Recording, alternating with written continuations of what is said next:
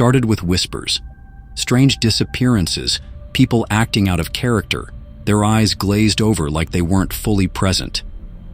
Ryan Mason, a journalist from a quiet suburb in the U.S., had grown used to reporting on petty crimes and small-town dramas.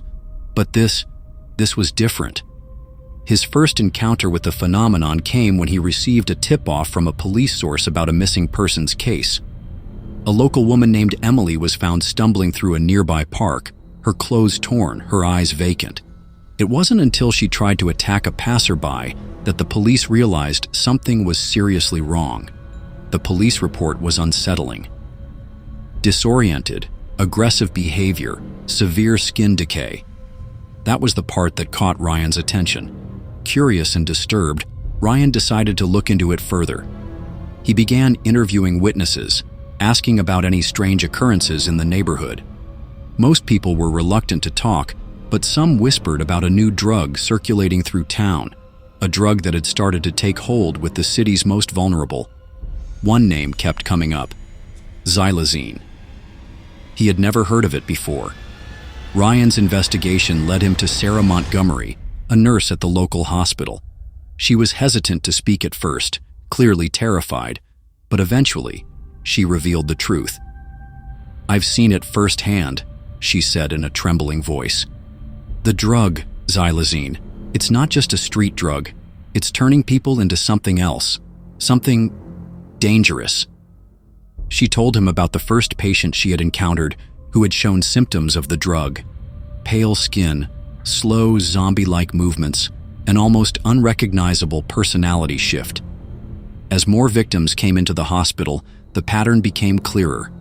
People who took Xylazine were becoming disoriented, aggressive, and physically deteriorating at a rapid rate. It was like something straight out of a horror movie, but it was happening in real life. "The drug's messing with their nervous system," Sarah explained. "It causes hallucinations, loss of motor function, and a strange compulsion to attack. Worst of all, their bodies start to rot. It's a terrifying thing to witness." Ryan felt the hairs on the back of his neck stand up. He knew this was bigger than just a small-town crisis. It was something much darker. As Ryan and Sarah continued to dig deeper into the origins of Xylazine, they realized it wasn't just random users falling victim to the drug. There was a sinister pattern to it. Xylazine was being intentionally spread by a local drug syndicate, and it was more powerful than anything they had encountered before. Ryan decided to take his investigation public, writing a report on what was happening in the town. The story quickly gained traction. The authorities, however, were reluctant to acknowledge the severity of the situation. They dismissed Ryan's findings as sensational, but the fear in the eyes of the townspeople told a different story. Ryan's sources confirmed that the drug was being trafficked in from underground labs, and the syndicate behind it was powerful, too powerful for the local police to dismantle. The more Ryan uncovered, the more dangerous things became.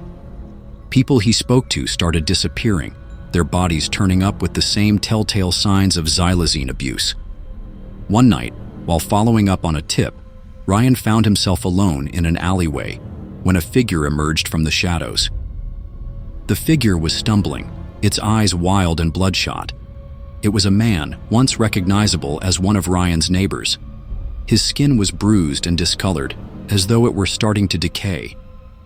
He was one of the infected, a victim of the drug.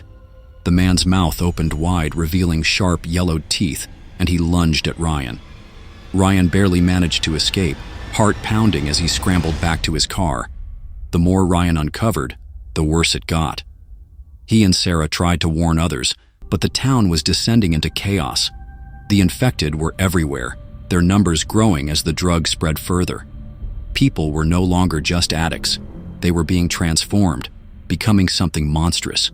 The once quiet suburban streets were now filled with the terrifying sight of people stumbling, their movements jerky and erratic. They didn't seem to care about food or shelter anymore. They only cared about one thing: attacking anyone in their path. Ryan was terrified, but he knew he couldn't back down. He had a responsibility to expose the truth, and so he continued his investigation, determined to get the story out before it was too late. As Ryan dug deeper, he began to understand just how far the syndicate was willing to go to protect their secret. They had eyes everywhere, and they were willing to eliminate anyone who posed a threat to their operation. One evening, as Ryan was heading home after meeting with an informant, he was ambushed. Two men wearing masks and carrying guns attacked him, dragging him into a van. For hours, Ryan was interrogated, but he didn't break. He knew he couldn't give them the satisfaction of knowing what he had uncovered. Eventually, they left him beaten and bruised on the side of the road, a warning that he should stop digging. But Ryan didn't stop. Instead, he grew more determined. With the help of Sarah, he tracked down the source of the drug, an old warehouse on the outskirts of town where the syndicate was operating out of. They had to get inside, expose the drug manufacturing process, and shut it down once and for all. But as they made their way through the warehouse, they encountered a terrifying sight. The syndicate was using the infected, turning them into mindless workers who helped manufacture and distribute the drug. The atmosphere was thick with fear.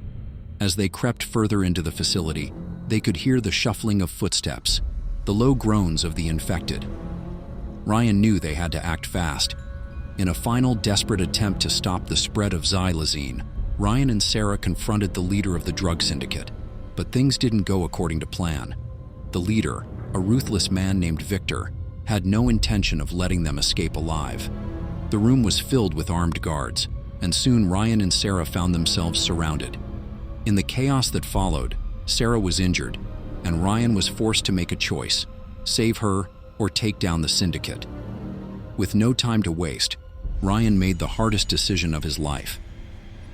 He set off a fire alarm, causing chaos in the warehouse, and made a run for it with Sarah, narrowly escaping the clutches of the syndicate. The story Ryan had gathered was out, and the public now knew the horrifying truth about Xylazine. But as the authorities moved in to take down the syndicate, the damage had already been done. Ryan and Sarah managed to escape, but the town was forever changed. People continued to battle the aftermath of the drug spread, and Ryan knew that while the syndicate had been exposed, the horror was far from over. The last scene leaves Ryan standing at the edge of the town, looking at the horizon. The town was recovering, but the lingering fear of Xylazine's return loomed large. The epidemic had just begun.